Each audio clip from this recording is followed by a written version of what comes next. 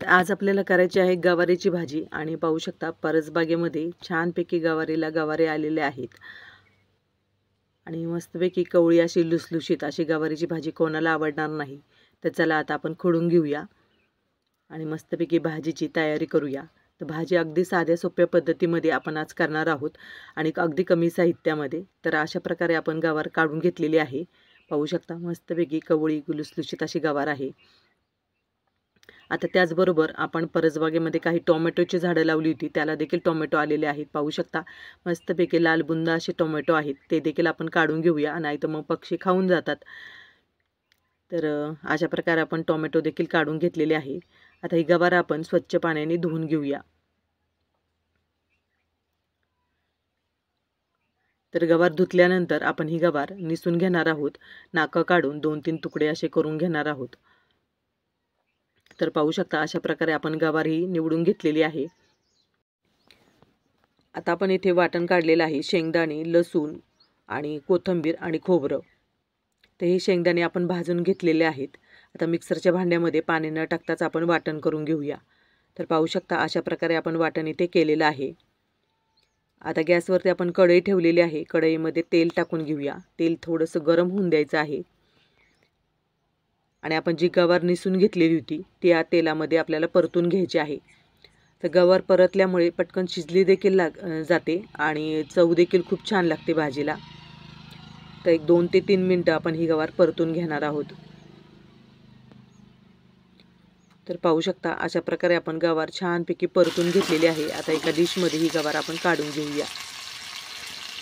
तर तुम्ही नक्कीच असे गवार परतून भाजी करून पहा, खूप चविष्ट भाजी होते। तर याच तेलामध्ये आपण वाटण जे केलं होतं ते टाकायचं आहे आणि 2 ते 3 मिनिटं आपण हे वाटण छानपैकी परतून घेणार आहोत।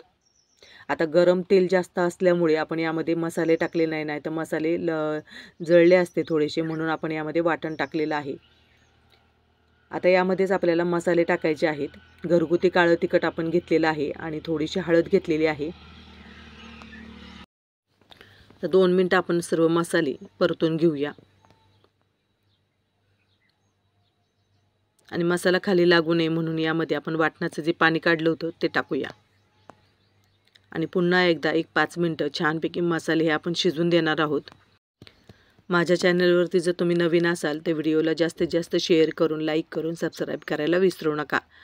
तर पाहू शकता एक 5 मिनिटं सतत ढवळत राहिल्यामुळे आपले मसाले छानपैकी शिजले गेले आहेत।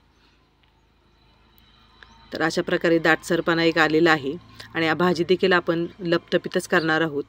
तर अशा प्रकारे मस्तपैकी मसाला शिजला आहे। आता यामध्ये आपण जी परतलेली गवार आहे ती गवार टाकून घेऊया। तर यामध्ये थोडंसं लगेच मीठ टाकून अशा प्रकारे 2 मिनिटं परतून घेतली तरी गवार छान लागते, परंतु आपल्याला इथे थोडी लपटपीत करायची आहे, यामुळे आपण वाटणाचं पाणी टाकणार आहोत यामध्ये।